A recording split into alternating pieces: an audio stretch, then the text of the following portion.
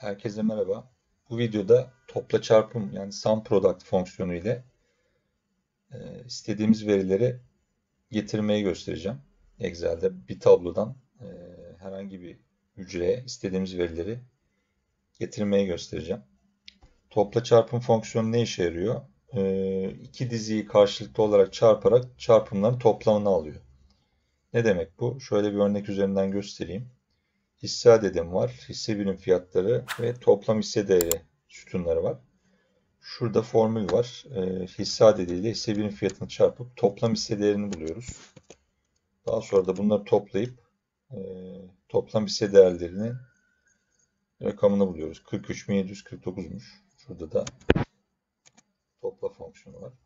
İşte bunu tek bir fonksiyonda yapabiliyoruz. Topla çarpım fonksiyonuyla. Öncelikle dizi 1 diyor.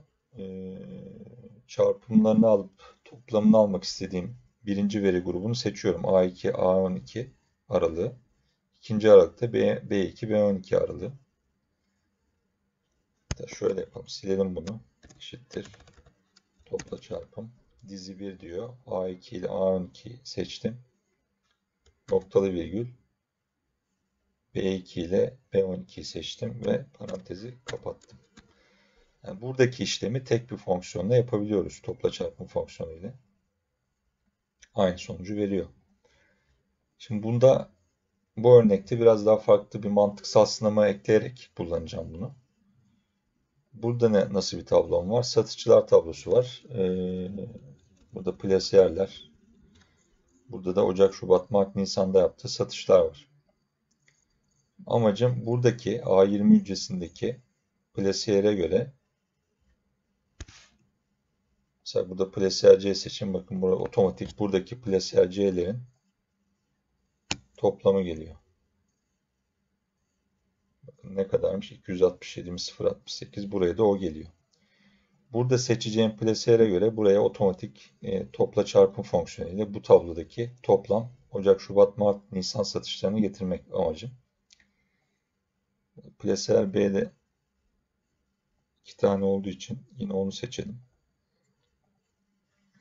Hücreyi siliyorum. Formülü gireceğim şimdi tekrar. Eşittir topla çarpım. Aç parantez. Veri aralığımı seçiyorum. A2, A15 arasındaki plasiyerleri seçtim. Pardon, şuraya bir parantez daha açmam lazım. Yoksa hata verir. Evet. Eşittir. A20 diyorum. Yani burada deminkinden farklı olarak bir mantıksal sınama getirdim aslında. Doğru sonucunu verecek bu. Parantezi kapatalım. Çarpı hangi tablodaki verileri getirmek istiyoruz? Daha doğrusu hangi veri aralığını getirmek istiyoruz? B2, E15 yani şu aralık. Şuradaki satışların olduğu aralık. Parantezimizi kapatmış olmamız gerekiyor burada. Enter diyelim. Evet. Bakın. Plasiyer B'nin Ocak, Şubat, Mart'taki satışları ve şu satırda da var toplam. Bakın şuraya dikkat edin. 285.494. 285.494. Yani bu şekilde mesela şurada tekrar ne diyelim? Plasiyer G diyelim. Plasiyer G'nin satışlara bakın. Ne kadar? 272.981. Şimdi bu nasıl oldu? Onu bir değerlendirelim.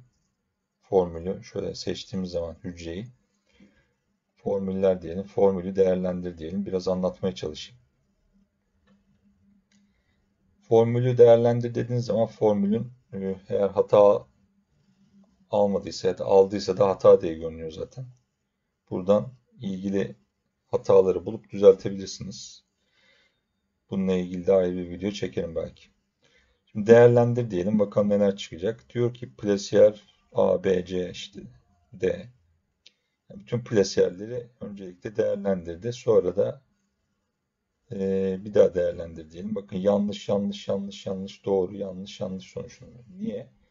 Çünkü biz burada eşittir A20 dedik ya. A20 olmayan her yeri yanlış olarak değerlendirdi. A20'lerin olduğu daha doğrusu plasiyer B'nin olduğu yerleri de bakın doğru olarak değerlendirdi.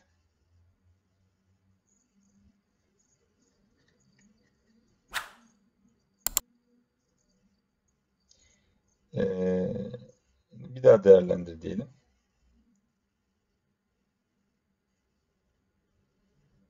Şöyle değerlendir diyelim. Evet, topla çarpım bakın 0 0 0 0.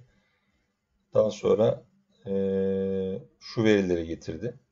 Ya ben şimdi burada plasiyer G seçtiğim için demin yanlış söyledim. Şimdi plasiyer G tek yerde olduğu için onların bakın toplamlarını getiriyor buraya. Plasiyer G 83.874 değerlendiriyor. Ve sonuç olarak 272.981 getirdi. Yeniden başlatalım. Değerlendir diyelim.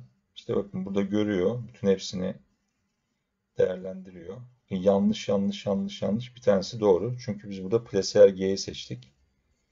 Onu buldu, değerlendirdi. Doğru sonucunu verdi. Bir daha değerlendir diyelim. Burada bakın 0, 0, 0 diğer plasiyer G'nin olmadığı yerleri 0, 0 olarak görüyor. Plasiyer G'nin olduğu yerlerdeki verileri alıyor buraya. Ve sonuç olarak da topluyor. 272.981 olarak buluyor. Excel'de birçok fonksiyon var aslında formülle veri getirmek için. İşte mesela en bilinenleri düşey arabiliyorsunuz. VLOOKUP, indis kaçıncı iç içe kullanımı var mesela. Bir sürü yani birçok